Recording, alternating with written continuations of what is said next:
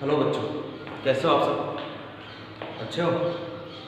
चलो आज आपके लिए फिर से एक नई वीडियो लेकर आपके लिए आया हूँ और उम्मीद कर रहा हूँ आप लोग प्रैक्टिस कर रहे हो। ठीक है, देखिए आप मेहनत को बेकार मत जाने दें। हम जो मेहनत कर रहे हैं सारे टीचर मिलकर आपके साथ, उस मेहनत को आप बेकार नहीं करें। अपने टॉपिक्स पढ़ रहे होंगे घर पर, अच्छी तरह रिवाइज कर रहे होंगे, नोट्स बना रखे होंगे, आपने उन चीज़ों को पढ़ रहे होंगे, न्यूमेरिकल्स आप लोग अटेम्प्ट कर रहे होंगे। आज एक ऐसा टॉपिक है जो अपने आप में एक क्वालिटी रखता है और उसमें कई तरह के क्वेश्चन बनकर आते हैं। पहले मैं बात करता हूँ टॉपिक्स के बारे में, फिर बात करता हूँ उनके क्वेश्चन बनने का तरीके के बारे में, फिर उस टॉपिक के बारे में मैं आपको एक्सप्लेन करने वाला हूँ। ठीक है, चलिए शुरुआत करते हैं। ब्लैक बोर्ड पर आप सबको दिखाई दे रहा होगा, ठीक है, मेरे पीछे लिखा हुआ है विद्युत क्षेत्र रेखा, जिन्हें इंग्लिश में कहते हैं इलेक्ट्रिक फील्ड लाइन्स। अलग अलग टीचर अपनी अपनी अलग अलग ओपिनियन इसके ऊपर अपने अपने व्यूज रखते हैं, अलग अलग तरीके से इसे समझाते हैं। मेरा भी अपना तरीका है, मैं भी इसे समझाऊंगा आपके लिए। ठीक है, और ये कोशिश करूंगा, ये पूरा ट्राई करूंगा कि आपको पूरी अच्छी तरीके से समझ में आएगा विद्युत क्षेत्र रेखाओं के बारे में। तो सबसे पहले विद्युत क्षेत्र रेखा में क्वेश्चन कितने तरीके से आ सकता है ये बात करते हैं। क्वेश्चन आने का तरीका, ठीक है, how does a question in the exam. Question number first किस तरीके से आएगा, वो आपसे पूछ सकता है विद्युत क्षेत्र रेखा किसे कहते हैं, विद्युत क्षेत्र रेखाएं किसे कहते हैं, ये क्वेश्चन बन सकता है। यानी कि उसका पहला एग्जामिनर का पहला तरीका क्वेश्चन करने का, वो आपसे पूछ सकता है विद्युत क्षेत्र रेखाएं किसे कहते हैं। क्वेश्चन नंबर दूसरा इसी के गुणधर्म में से बनता है और वो बहुत इंपॉर्टेंट क्वेश्चन है, कई बार पूछ लिया जाता है कि विद्युत क्षेत्र रेखाएं एक दूसरे को काटती क्यों नहीं। विद्युत क्षेत्र रेखाएं एक दूसरे को क्यों है, रेखाएं एक दूसरे को काटती क्यों नहीं, क्यों नहीं काटती। ये क्वेश्चन बहुत इंपॉर्टेंट है। मैं आपको अभी टॉपिक नहीं करा रहा, अभी टॉपिक में ये बता रहा हूँ कि इस टॉपिक से रिलेटेड क्वेश्चन आते कैसे।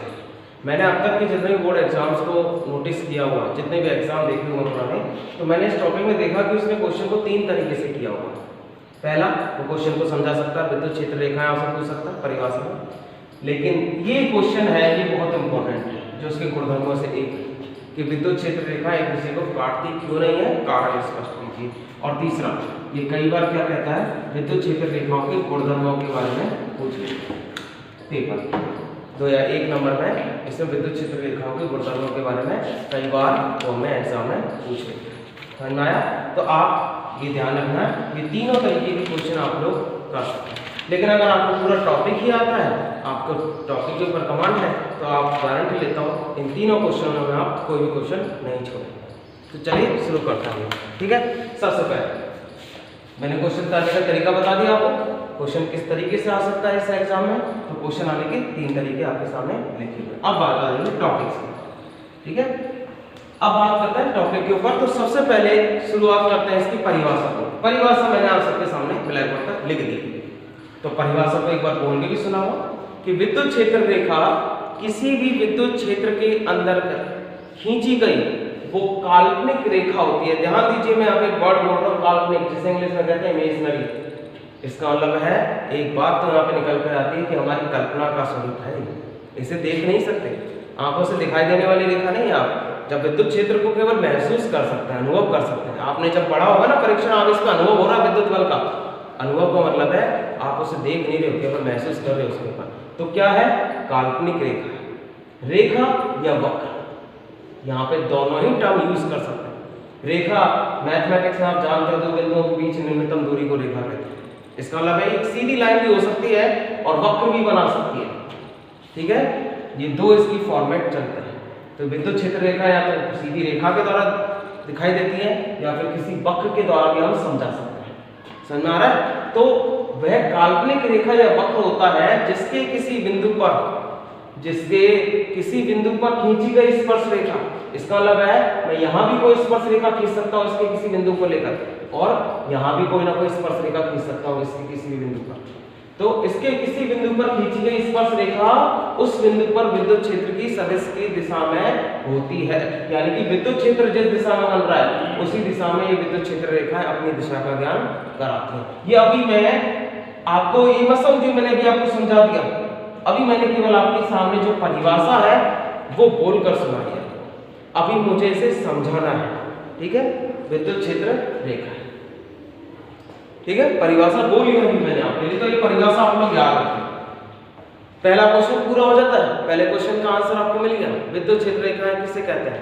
विद्युत क्षेत्र रेखाएं किसी भी विद्युत क्षेत्र में खींची गई वो काल्पनिक रेखा या वक्र होती है जिसके किसी बिंदु पर खींची गई स्पर्श रेखा विद्युत क्षेत्र में विद्युत क्षेत्र की दिशा में ही होती है, यानी कि स्पर्श रेखा की जो दिशा है वही विद्युत क्षेत्र की दिशा होगी, ये उसकी परिभाषा हो जाती है। उसके कुछ इंपॉर्टेंट बात कर लेते हैं नोट्स के, मैं आपको एक कुछ इंपॉर्टेंट पॉइंट्स आपको बताने वाला हूं। पहला पॉइंट, इन बल रेखाओं या इन विद्युत क्षेत्र रेखाओं के बारे में सर्वप्रथम बताने वाले थे कौन? ठीक है, सर्वप्रथम इन्हें प्रकाशित करने वाले उनका नाम क्या था? उनको विद्युत क्षेत्र रेखाओं के बारे में बताया किसने दुनिया को? उनका नाम है माइकल फैराडे। ये प्रथम वैज्ञानिक थे जिन्होंने विद्युत क्षेत्र और चुंबकीय क्षेत्र और विद्युत क्षेत्र रेखा और चुंबकीय क्षेत्र रेखाओं के बारे में अपने विचार प्रस्तुत किए सर्वप्रथम। तो माइकल फैराडे को जनक माना जाता है विद्युत क्षेत्र रेखाओं की। माइकल फैराडे के द्वारा ही विद्युत क्षेत्र रेखाओं को समझाया गया। दूसरी बात, विद्युत क्षेत्र रेखाएं जो होती हैं वो कैसी होती हैं? परिभाषा में आपको बता चुका हूं। दूसरा इंपॉर्टेंट बिंदु क्या है? वो कैसी होती है? काल्पनिक। इसका मतलब क्या भैया? काल्पनिक है तो दिखाई देने वाला है नहीं, कल्पना का स्वरूप है, केवल अनुभव कर सकते हैं हम लोग। देखकर तो उसे पता नहीं लगा कि भाई यहाँ पे विद्युत क्षेत्र है, यहाँ मत जाओ। केवल हमको जब पता लगेगा, हम जब उस क्षेत्र में जाएंगे, अनुभव करेंगे अपने ऊपर विद्युत बल। जैसे किसी ट्रांसफार्मर के ऊपर पास आसपास जाते हो तो क्या करता है वो ट्रांसफार्मर? नीचे लेता है आपको। तो आपको पहले दिख रहा था कि ट्रांसफार्मर के चारों विद्युत क्षेत्र, पता था आपको ट्रांसफार्मर के चारों विद्युत क्षेत्र है? नहीं, दिख नहीं रहा था। केवल हम अपनी जानकारी के अनुसार जानते थे कि ये एक ट्रांसफार्मर है, बिजली का उपकरण, और इसके चारों ओर विद्युत है तो विद्युत क्षेत्र उत्पन्न हो रहा होगा, लेकिन हम उसे देख नहीं पा रहे थे, केवल महसूस कर पा रहे थे। इसका मतलब क्या है? ये एक काल्पनिक रेखाएं होती है। ठीक है। तीसरा पॉइंट, इनका स्वरूप।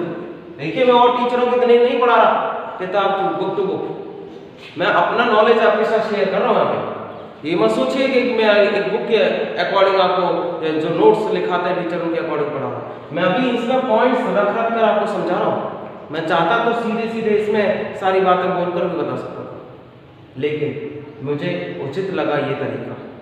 मुझे लगता है इस तरीके से आप जल्दी समझोगे। आपसे कोई पूछ सकता है विद्युत क्षेत्र रेखाओं के बारे में किसने बताया? माइकल फैराडे, क्योंकि he was the first person to discover the electric field, magnetic field. दूसरा, क्या ये विद्युत क्षेत्र रेखाओं को देख सकते हैं? नहीं, केवल कल्पना की वस्तु है, केवल कल्पना की वस्तु है, केवल महसूस कर सकते हैं आप। किसी अब कोई पूछेगा कैसे भैया, तो ट्रांसफार्मर के पास जाके देख, पता चल जाएगा, महसूस हो जाएगा। किसी बिजली के तार को पकड़ कर देख, पता चल जाएगा कि बिजली के तार में विद्युत क्षेत्र है कि नहीं। अब दूसरी बात, तीसरी बात यहाँ पे बात करते हैं स्वरूप कैसा है। तो भैया देखो, सबसे पहले माइकल फैराडे जी ने कहा था कि विद्युत क्षेत्र रेखाएं एक सतत सीधी रेखा होती है, यानी कि ये रेखा के रूप में होती है। रेखा के बारे में आप सब जानते हैं, दो बिंदुओं के बीच न्यूनतम दूरी ये रेखा का मान बताती है। दूसरा, धीरे धीरे 19वीं शताब्दी के बाद इसमें धीरे धीरे और प्रयोग होने वाले, और प्रयोग होने के बाद इनका स्वरूप थोड़ा सा, और जब प्रयोग आगे बढ़े तो अलग अलग निष्कर्ष निकले। निष्कर्ष निकलने के बाद इनका स्वरूप बदलता चला गया और फिर धीरे धीरे इनका स्वरूप मिला वक्र। लेकिन दोनों ही स्वरूप होते हैं। आप ये नहीं सोचे कि रेखा का स्वरूप खत्म हो गया, नहीं, विद्युत क्षेत्र रेखा में भी चलती है और वक्र भी बनाती है, लेकिन इन दोनों की कैसी होती है? कंडीशन अलग अलग होती है भैया, वो अभी आपको समझाएंगे। ठीक है, कंडीशन अलग अलग होती है इन दोनों की। चौथा पॉइंट, क्या इनका कोई अन्य नाम है? कई बार पेपर में आ जाता है, इन्हें भैया क्षेत्र रेखाएं भी कहते हैं। क्षेत्र रेखा, जिसे आप इंग्लिश में बोलते हो लाइंस ऑफ इलेक्ट्रिक। ठीक है, और अगर मैं गलत नहीं हूं तो इन रेखाओं को माइकल फैराडे ने सर्वप्रथम कहा था बल रेखा। क्यों कहा था? क्योंकि विद्युत क्षेत्र बराबर विद्युत बल। क्यों होता है? विद्युत क्षेत्र बराबर विद्युत बल। इसका मतलब जो क्षेत्र रेखा है वो रेखाएं जो विद्युत को क्षेत्र को बता सकती हैं, तो वो रेखाएं जो विद्युत बल को भी बता सकती हैं, इसलिए इनका एक अन्य नाम पड़ा था बल रेखाएं, जैसे आप अन्य नाम से जानते हो क्षेत्र रेखाएं, और तीसरा नाम क्या होता है? विद्युत क्षेत्र रेखा। ठीक है, ये 4 इंपॉर्टेंट पॉइंट थे।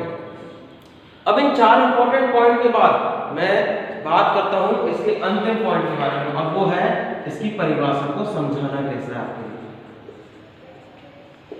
ठीक है, 5 पॉइंट परिभाषा कैसे समझना। देखिए, मान के चलो ये पूरा एक विद्युत क्षेत्र बन रहा है आपके सामने, माना है, ऐसा है नहीं कि मैं इनका गोलाकार रूप में विद्युत क्षेत्र बन रहा है। ठीक है, विद्युत क्षेत्र की कोई कल्पना नहीं कर सकते कि उसका दिशा कैसा, उसका स्वरूप कैसा होगा। मैंने एक मान लिया कि एक चारों ओर विद्युत क्षेत्र बन रहा है।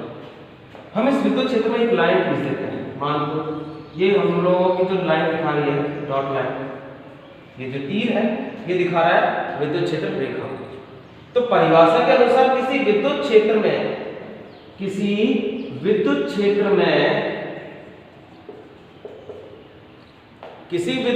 ये हो गया विद्युत क्षेत्र, और ये क्या हो गई?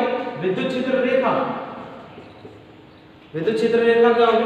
किसी विद्युत क्षेत्र में विद्युत क्षेत्र रेखा वो रेखा या वक्र होता है जिसके किसी बिंदु पर ये मानो बिंदु P है, और ये बिंदु मानो R ले लिया आपने, कोई भी बिंदु ले लिया, जिसके किसी बिंदु P पर खींची गई स्पर्श रेखा, ये यहां से स्पर्श रेखा निकाल दी, जिसके किसी बिंदु पर खींची गई स्पर्श रेखा विद्युत क्षेत्र की सदिश दिशा में होती है, यानी कि विद्युत क्षेत्र की दिशा वही होगी जो उसकी रेखा दिखाएगी। जो रेखा जिस दिशा में जा रही होगी वो उसके विद्युत क्षेत्र को व्यक्त कर रही होगी। इसी तरीके से बिंदु R पर अगर कोई स्पर्श रेखा खींचोगे तो इसका मतलब क्या है? विद्युत क्षेत्र इधर है। बिंदु P पर कोई स्पर्श रेखा खींचोगे तो इसका मतलब विद्युत क्षेत्र इस दिशा में जा रहा है। कोई बिंदु P लेकर इस पे स्पर्श रेखा खींचोगे तो इसका मतलब है विद्युत क्षेत्र इधर जा रहा है। इसका मतलब विद्युत क्षेत्र के अंदर विद्युत क्षेत्र रेखा क्या हो गई? उसी विद्युत क्षेत्र की दिशा को व्यक्त करने वाली रेखा। अगर आप सीधे शब्द में कहो तो किसी विद्युत क्षेत्र की दिशा का ज्ञान कराने वाली रेखा ही विद्युत क्षेत्र रेखा कहलाती है। ये बात समझिए। अगर आपको परिभाषा को सरलतम शब्दों में समझाना है किसी को, तो क्या कहेंगे कि किसी विद्युत क्षेत्र की दिशा को व्यक्त करने वाली या दिशा का ज्ञान कराने वाली रेखा ही विद्युत क्षेत्र रेखा कहलाती है। ठीक है, अब बात करते हैं इसके कुछ महत्वपूर्ण बिंदुओं के बारे में। लेकिन उन महत्वपूर्ण बिंदुओं से जाने से पहले मैं आपको एक बात और बताना चाहता हूँ, ठीक है, जो आपकी बुक में नहीं दी गई, वो थोड़ा सा कोर्स से बाहर का मतलब है वो थोड़ा सा आपके लिए IIT और JEE के भी टॉपिक्स के अंतर्गत रखा है। अब मैं आपको थोड़ा से 2-3 पॉइंट और समझाता हूँ IIT के लिए, वो जरा ध्यान से देखना भाई। मैं जरूरी ये नहीं कह रहा कि आप उन्हें रटें, ज्ञान प्राप्त करें, और आपकी नॉलेज के लिए बढ़िया है, क्योंकि 12th क्लास और आफ्टर 12th क्लास एग्जाम देने पड़ेंगे IIT JEE। पहली बात, सबसे पहले माइकल फैराडे ने सबसे पहले रेखाओं को एक तीर के रूप में व्यक्त किया था। ठीक है, उसने कहा था कि किसी आवेश की उपस्थिति के कारण विद्युत क्षेत्र बनता है, वो एक दिशाओं में व्यक्त होता है, उन्हीं दिशाओं में व्यक्त करने वाली रेखा होती है। तो इसका मतलब क्या है? सबसे पहले माइकल फैराडे ने 19वीं शताब्दी में विद्युत क्षेत्र रेखाओं को तीर के द्वारा व्यक्त किया। उसने बताया, दूसरा पॉइंट, उसने बताया कि जब आवेश की उपस्थिति जहां होती है वहां तीर बड़े होते हैं, और जैसे से विद्युत क्षेत्र दूर जाता है तीर छोटे होते चले जाते हैं। ठीक है, यहाँ पे बड़ा तीर क्या दिखा जा रहा है? विद्युत क्षेत्र रेखा, लेकिन विद्युत क्षेत्र की मात्रा के मान दिखा। जैसे तीर छोटा हुआ इसका मतलब विद्युत क्षेत्र रेखाएं या विद्युत क्षेत्र का प्रभाव कम होने लगा है। ये बात माइकल फैराडे ने कही थी। लेकिन अब धीरे धीरे और आगे ज्ञान बढ़ा, तो उसने कहा कि अगर मान के चलो ये तो एकल आवेश की वजह से होगा, अगर कोई दूसरा आवेश इसी की प्रकृति का रख दिया जाए तो क्या होगा भाई, क्या ये रेखा ऐसी बढ़ती रहेगी? तो दूसरी आवेश की उपस्थिति के कारण क्या हो गया, ये रेखा यहाँ वक्री होने लगी, मुड़ाव आने लगा, धीरे धीरे रेखाओं में अंतर आने लगा और उनका स्वरूप बदल गया वक्री। तीसरा प्रकार, विद्युत क्षेत्र रेखाएं कभी भी खत्म नहीं होती, अनंत तक चलती रहती है, अपने प्रभाव को दिखाती रहती है। हाँ, प्रभाव जरूर कम हो जाता है लेकिन जीरो नहीं होता विद्युत क्षेत्र का। यानी कि विद्युत क्षेत्र का जो प्रभाव है अपने मूल स्रोत से धीरे दूरी के बढ़ने पर कम जरूर होता है लेकिन अनंत तक इसका प्रभाव चलता रहता है। इसका मतलब है विद्युत क्षेत्र रेखाएं अनंत तक हम लोग व्यक्त कर सकते हैं। ठीक है, आगे चलते हैं कुछ और पॉइंट्स के साथ। अब बात करते हैं और पॉइंट्स के ऊपर। तो सबसे पहले मैंने आपको कुछ पॉइंट्स में आपको बात समझाई। सबसे पहले बताने वाले वैज्ञानिक का नाम माइकल फैराडे। रेखा का स्वरूप, ये रेखावत होती है, ये वक्री हो सकती है। ठीक है, कैसी लाइन है? काल्पनिक लाइन है, अनुभव कर सकते हैं, कल्पना का विषय है केवल। और भी बहुत चीजें बात आएंगी। तो सबसे पहले बात करते हैं इसके गुणधर्मों के बारे में। ठीक है, इसके कुछ गुणधर्मों के बारे में। चलिए, पहला गुण, उसने कहा था किसी एकल धनावेश के कारण क्षेत्र रेखाएं त्रिज्या बाहर की ओर होती हैं। एकल धनावेश के कारण, एकल धनावेश के कारण, एकल धनावेश के कारण रेखा विद्युत क्षेत्र रेखाओं की दिशा कैसे होती है? त्रिज्यीय रूप से बाहर। ठीक है, रेडियली आउटवर्ड्स, बाहर की ओर जाते हैं रेडियली, मतलब त्रिज्यीय रूप से बाहर जाते हैं। तो उनकी दिशाएं कैसी होगी? त्रिज्यीय बाहर। अब कैसे समझाना है? जरा पिक्टोरियल देखें, इसका ग्राफ देखें। माना ये एक प्लस क्यू आवेश ले लिया। अभी प्लस क्यू आवेश क्या करेगा? अपने चारों ओर एक क्षेत्र उत्पन्न करेगा, क्षेत्र बनाएगा, अपनी उपस्थिति के कारण धीरे धीरे अपने प्रभाव को जमाएगा। ठीक है, प्रभाव जमाना भी है धीरे धीरे, इससे क्षेत्र रेखाएं निकल रही है और वो प्रभाव कर रही है, विद्युत क्षेत्र का निर्माण कर रही है। अब मैं क्या कर रहा हूं, यहां पर एक परीक्षण आवेश जैसे लेकर आया। मानो कोई भी चूहा आवेश से फंस गया, छोटा सा आवेश से चूहा आवेश कह सकता है, टेस्टिंग चार्ट। ये इसके निकट आया इस विद्युत क्षेत्र में, तो क्या करेगा? यहां से विद्युत क्षेत्र रेखा चलेगी, दिखा व्यक्त करेगी, और विद्युत क्षेत्र दिखा रहा है विद्युत क्षेत्र की तीव्रता, तो बल लगा रहा है, तो ये बाहर जा रहा है, टेस्टिंग चार्ज को बाहर फेंकेगा। अगर मानो परीक्षण आवेश को आप यहां से लेकर आ रहे हैं तो इधर की दिशा में आप देखो, बल लगाएगा, बाहर की ओर फेंकेगा। यहां से आ रहा है इसी तरीके से परीक्षण आवेश पर इधर बल लगा देगा इस दिशा में। इधर से कोई टेस्टिंग चार्ज आ रहा है, इसका लगा ये दिशा में बल लगा देगा, प्रतिकर्षण बल लगाएगा, बाहर फेंकेगा। इसी तरीके से यहाँ पे आ रहा है तो यहाँ बल लगा देगा, नीचे से आ रहा है टेस्टिंग चार्ज तो नीचे की ओर बल लगा देगा, इधर से आ रहा है तो इधर बल लगा देगा, और इधर से आ रहा है तो इधर बल लगा देगा। अब देखिए ध्यान से, मैंने क्या कहा कि एकल धनावेश, आवेशों से नहीं कहा, एकल माने एक, धनावेश माने पॉजिटिव चार्ज, धन का आवेश। यहाँ पे रखा हुआ है केवल एक धनावेश। एकल धनावेश क्या कर रहा है? अपने चारों ओर विद्युत क्षेत्र को उत्पन्न कर रहा है, और जैसे ही विद्युत क्षेत्र को उत्पन्न कर रहा है तो विद्युत क्षेत्र रेखाओं की दिशा क्या होगी? त्रिज्यीय रूप से बाहर क्यों निकलेंगी? क्यों? क्योंकि जितनी भी आने वाली चीजों को बाहर ही धक्का दे देंगे। अब बाहर आने वाली चीज कौन सी है? परीक्षण आवेश को बाहर से लाया जा रहा है उस क्षेत्र के अंदर।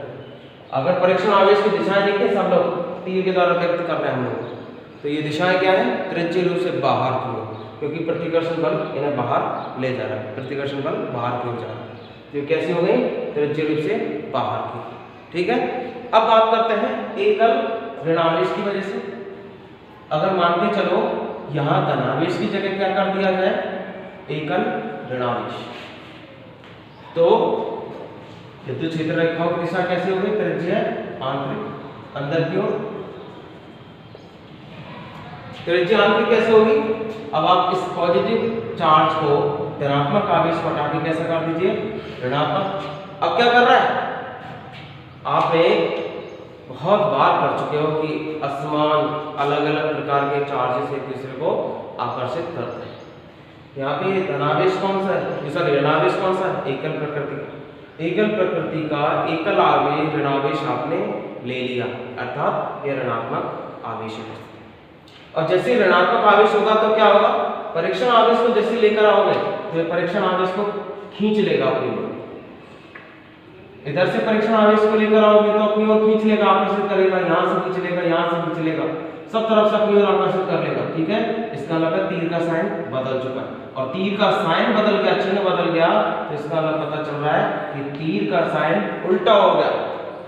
और तीर का साइन ये क्या दिखा रहा है? विद्युत क्षेत्र रेखा की दिशा को व्यक्त कर रहा है। तो तीर का साइन उल्टा होने पर क्या होगा? विद्युत क्षेत्र रेखा अंदर की ओर आ रही है।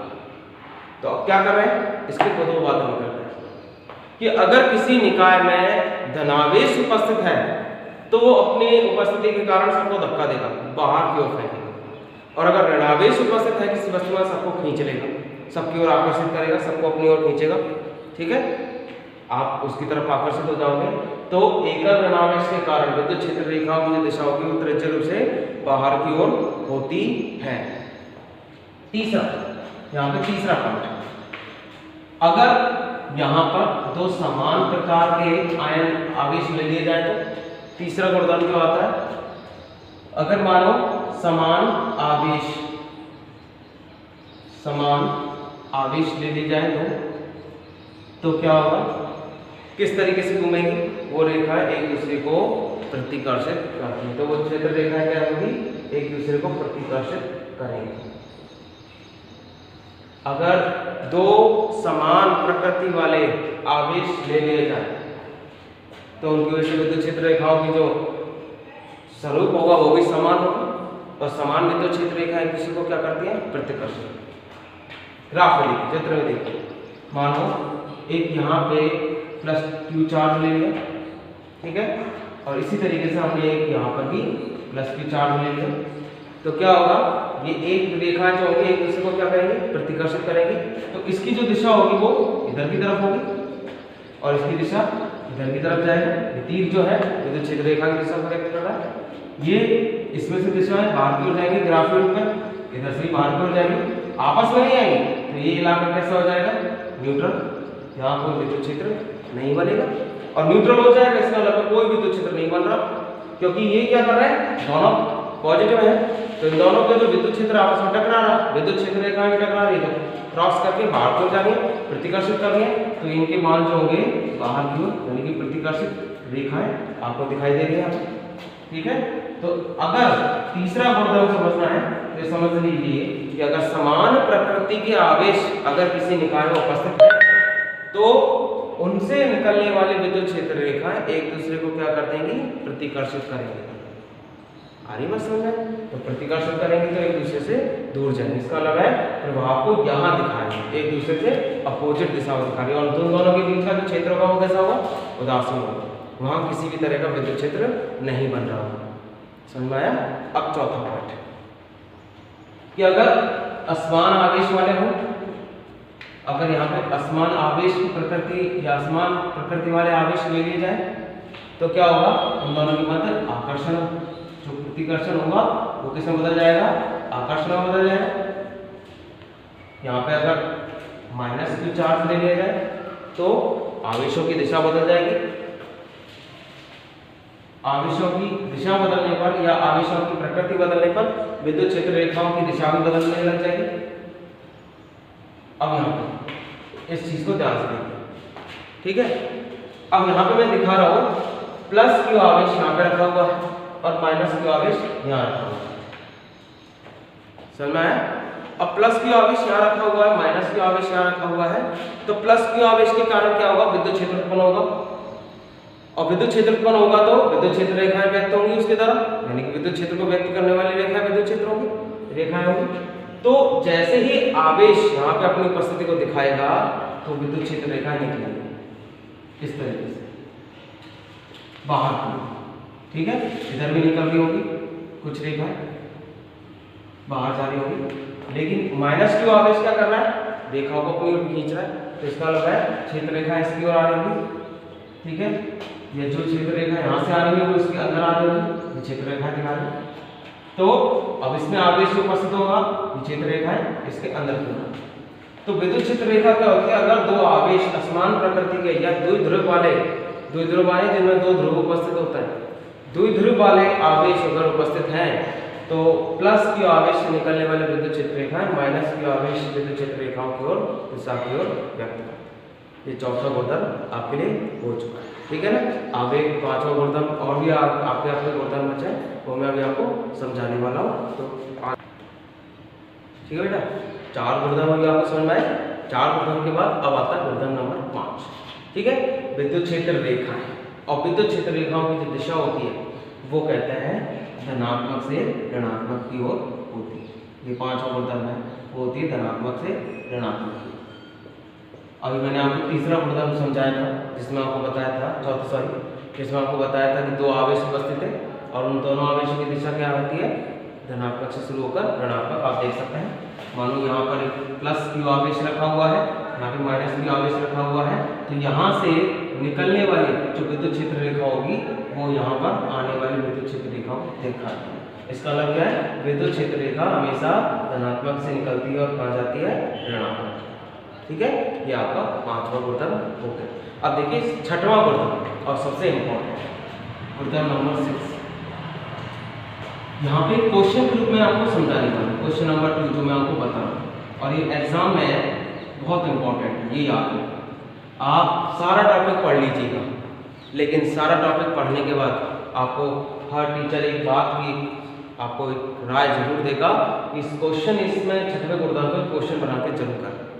6वां गुणधर्म में क्वेश्चन है कि 2 विद्युत क्षेत्र रेखाएं एक दूसरे को काटती क्यों नहीं है। ये क्वेश्चन मैं आपको लिखा, 2 विद्युत क्षेत्र रेखाएं एक दूसरे को काटती क्यों नहीं,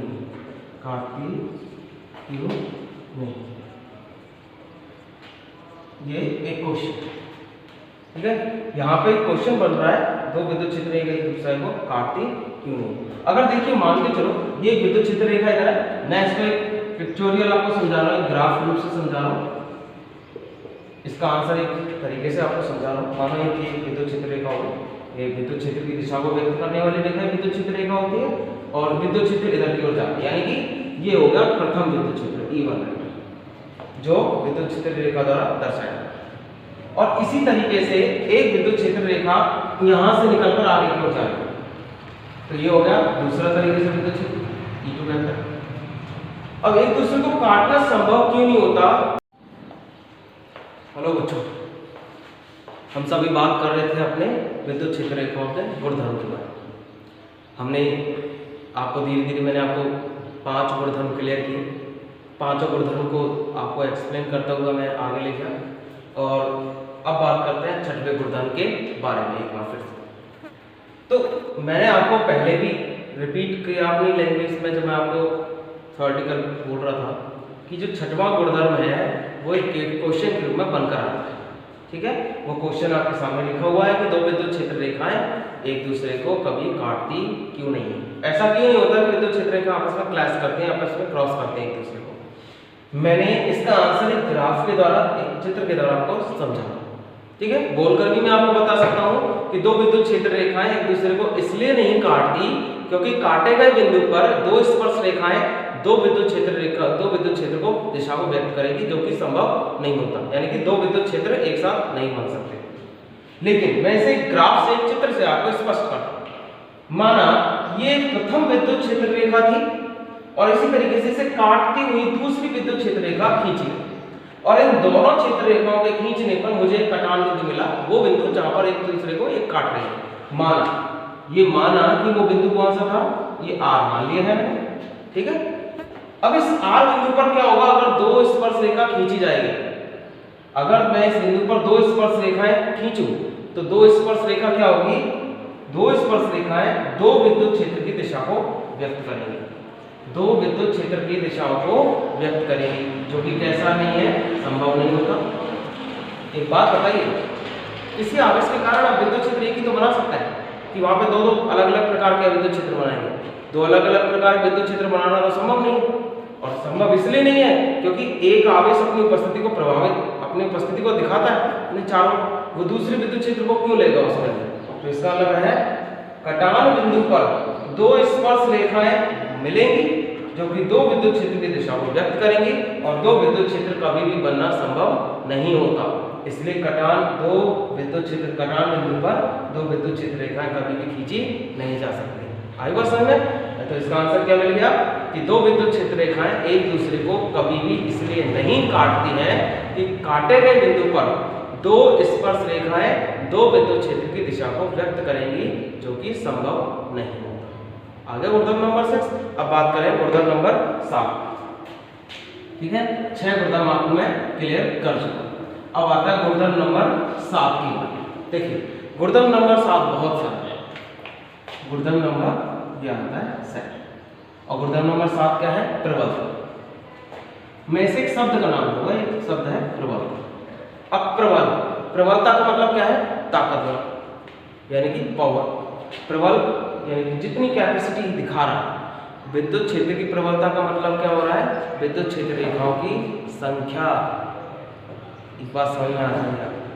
मैं आपको एक डायग्राम से फिर से इसे डायग्राम से समझाता हूँ। देखिए आपकी बुक में भी एक डायग्राम बना हुआ है, जरा ध्यान से देखना।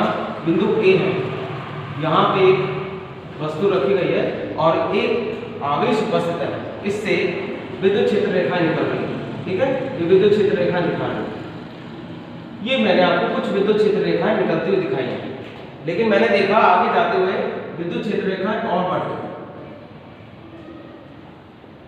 ये देखिए यहाँ आ जाएगी बी बिंदु और यहाँ आ जाएगी सी बिंदु। एक ऐसा डायग्राम आपकी बुक में बन रहा होगा। आप नोट्स में देखिए, नोट्स में भी देख लीजिए और आपकी बुक में भी चले एक बार ध्यान लगा के देख लेना। एक कॉपी डायग्राम एक तरीके से दे रखा है। यहाँ पे मैंने 3 बिंदु आपको दिखा रहे हैं, बिंदु ए, बिंदु बी और बिंदु सी। आगे बस समझो, ये 3 बिंदु मैंने आपको दिखाई दे रहे हैं। अब 3 बिंदु दिखाई दे दिए आपको, 3 बिंदु दिखा दिए, तो 3 बिंदुओं से आपको समझ में क्या है? तीर वाली रेखा है तो इसका मतलब विद्युत क्षेत्र रेखा दिखाई पैकल फैराडे के अनुसार। यहाँ देखिए विद्युत क्षेत्र रेखाओं की संख्या कितनी है? 4। यहाँ पे विद्युत क्षेत्र रेखाओं की संख्या कितनी है? मैं अपने गुणधर्म के शब्द के मुताबिक जा रहा हूँ। जितनी विद्युत क्षेत्र रेखाओं की संख्या होगी उतना ही विद्युत क्षेत्र प्रबल होगा। तो विद्युत ए पर प्रबलता कैसी होगी? अधिकतम, मैक्सिमम। ये देखिए सबसे ज्यादा विद्युत क्षेत्र यहाँ बन रहा है। क्यों बन रहा है? क्योंकि विद्युत क्षेत्र रेखाएं पास है और प्रबल है। 4 विद्युत क्षेत्र रेखा। अब यहाँ जाएगी बिंदु बी पर। जरा गौर कीजिए बिंदु बी पर कितनी प्रबल रेखाएं एक दूसरे से कनेक्ट है? केवल 2, क्योंकि ये रेखाएं तो आगे निकलकर गुणान या कटान बिंदु अपने वक्र रूप में चली गई यहाँ, लेकिन बिंदु बी पर कितना है? केवल 2 विद्युत क्षेत्र रेखाएं। तो क्या विद्युत क्षेत्र जितना यहाँ बन रहा होगा उतना यहाँ बन रहा होगा? इसका आंसर है नहीं। क्यों? क्योंकि यहाँ पे विद्युत क्षेत्र रेखाओं की संख्या जो है कम हो गई। यहाँ 4 थी और यहाँ कितनी रह गई? 2। तो यहाँ पे क्या होगा? लेस। ठीक है, कम होगा। अब आ जाइए यहाँ पर बिंदु सी पर। ग्राफ के अकॉर्डिंग देख लीजिए, मैं आपको बिल्कुल ग्राफ के अकॉर्डिंग ले चल रहा हूँ। बिंदु सी पर या बिंदु सी ऊपर ले लीजिए, ऊपर देख लीजिए चाहे नीचे देख लीजिए। विद्युत क्षेत्र रेखाओं की संख्या कितनी? केवल 1। अब विद्युत क्षेत्र रेखाओं की संख्या 1 रह चुकी है, तो यहाँ पे समझ में आता है कि यहाँ पे जो विद्युत क्षेत्र बन रहा होगा, इलेक्ट्रिक फील्ड, वो सबसे क्या होगा? मिनिमम होगा। वो सबसे न्यूनतम विद्युत क्षेत्र तैयार हो रहा होगा। इसका मतलब बिंदु ए पर प्रबल विद्युत क्षेत्र, बिंदु बी पर दुर्बल विद्युत क्षेत्र और बिंदु सी पर निम्नतम विद्युत क्षेत्र। यानी कि जितनी विद्युत क्षेत्र रेखाओं की संख्या आपस में पास होती है वो क्षेत्र प्रबल होता है, और जितनी विद्युत क्षेत्र रेखाओं की संख्या दूर हो जाती है वो विद्युत क्षेत्र के उतना ही निम्नतम होता है, उतना प्रबल कमजोर होता चला जाता है। उदाहरण के लिए मैं आपको और एक अच्छा उदाहरण दूंगा। देखिए आपको एक उदाहरण से और समझना है। मान के चलिए आपने रोडों पे ट्रांसफार्मर देखे होंगे। ठीक है, आपने रोडों पर क्या देखे होंगे? ट्रांसफार्मर लगे हुए देखे होंगे। उनके चारों घेराबंदी क्यों कर दी जाती है? आप बताइए क्यों कर देते हैं? उनके चारों घेरा क्यों बना देते हैं? क्योंकि ट्रांसफार्मर के जितने पास आप जाओगे उतना ही क्षेत्र कैसा बनेगा? आपको प्रबल।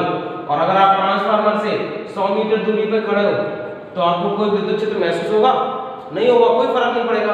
और जरा उसकी बिल्कुल क्लोज जाके देखिए, आप क्या करेगा? आपको खींच लेगा। क्यों? क्योंकि उसके आसपास का जो क्षेत्र है वो कैसा है? प्रबल है। वहां पे विद्युत क्षेत्र रेखाएं ज्यादा है और उसी वजह से उसने आपको खींच लिया। और जैसे आप विद्युत ट्रांसफार्मर से दूर जाते जा रहे हो, इसका मतलब विद्युत क्षेत्र रेखाएं बिखर गई, और बिखरने के बाद क्या होगा? उसकी प्रबलता में कमी आती जाएगी। तो इस समय आपको विद्युत क्षेत्र का कोई प्रभाव आपके शरीर पे नहीं पड़ रहा होगा। आ गया? मैं उदाहरण भी आपको समझाया, ठीक है। अब बात करता हूँ अंतिम गुणधर्म के बारे में, इसका अंतिम गुणधर्म।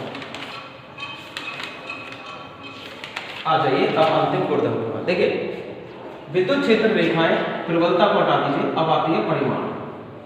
मैं आपको शब्दानुसार लेकर चलूंगा कि गुणधर्म नंबर 8 कहता क्या है। विद्युत क्षेत्र रेखाओं का परिमाण, परिमाण माने मान। परिमाण का जब शब्द समझ में आता है तो आप लोगों के दिमाग में क्या होता है? मान माने वैल्यू। आ रही है समझ में? यानी कि विद्युत क्षेत्र रेखाओं का मान किस तरीके से ज्ञात किया जाता है या कहां पर ज्ञात किया जाता है, या मान सर्वाधिक कहां होता है। भाई कोई ये कह सकता है कि विद्युत क्षेत्र रेखाओं का सर्वाधिक मान कहां होगा, उसका परिमाण सबसे ज्यादा कहां होगा, सबसे कम कहां होगा?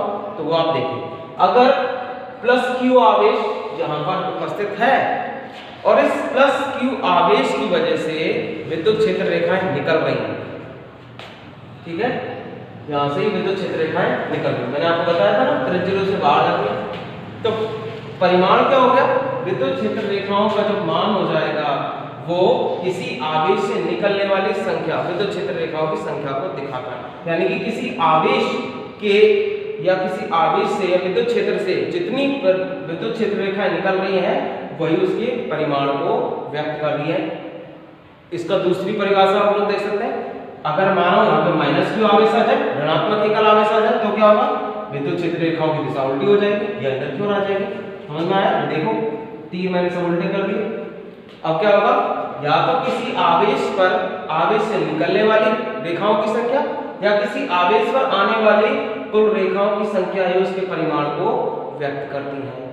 आ रही है बात समझ में? मैं आपको क्या कह रहा हूं, किसी भी विद्युत क्षेत्र रेखा का परिमाण उस विद्युत क्षेत्र रेखा की संख्या के समानुपाती होता है। वो संख्या जो किसी भी धनात्मक आवेश से निकलने वाली होती है या फिर किसी ऋणात्मक आवेश पर आने वाले विद्युत क्षेत्र रेखाओं की कुल संख्या ही उनके कुल परिमाण के मान को दिखाती है। तो देखो बच्चों, मैंने आपको 8 गुणधर्म अच्छी तरह बताए और मैंने अपनी पूरी कैपेसिटी के अनुसार आपको 8 गुणधर्म समझाए और क्वेश्चन भी तरीके बताए मैंने आपको। ऐसा नहीं कि टॉपिक बस खींचा है मैंने आपके लिए, टॉपिक को मैं खींच कर नहीं ले गया। मैंने टॉपिक शुरू करने से पहले आपको इसमें 3 तरह के क्वेश्चन बताए और आप पुराने 10 साल के पेपर उठा लीजिए, इस टॉपिक में से 3 ही तरह के क्वेश्चन बन के आए। पहला क्वेश्चन, विद्युत क्षेत्र रेखा किसे कहते हैं, समझाइए। दूसरा क्वेश्चन, विद्युत क्षेत्र रेखाएं काटती क्यों नहीं है एक दूसरे को। और तीसरी क्वेश्चन जो बना था, विद्युत क्षेत्र रेखाओं के गुणधर्म।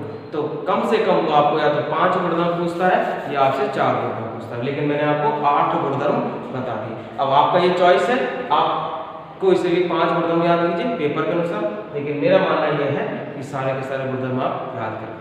गुणधर्मों में ऐसा कोई भी टॉपिक नहीं है। अब हम बिल्कुल इस चैप्टर के अंतिम श्रेय पर चल रहे हैं, कुछ ही 2-4 टॉपिक हमारे पास बचे हैं और जल्दी ये चैप्टर खत्म हो जाएगा। और उम्मीद कर रहा हूँ अगले का नाम बताओ। आप न्यूमेरिकल्स कर रहे होंगे। मैंने उस दिन की वीडियो में आपको न्यूमेरिकल्स के बारे में कुछ बातें बोली थी और एक बात और करना चाहता हूँ। हमारा जो अगला टॉपिक होगा एक महत्वपूर्ण टॉपिक है जहाँ से द्विध्रुव चालू हो जाएगा, ठीक है। अब बात करेंगे विद्युत द्विध्रुव के बारे में और द्विध्रुव आघूर्ण के बारे में नेक्स्ट वीडियो में हम लोग बात करेंगे, ठीक है।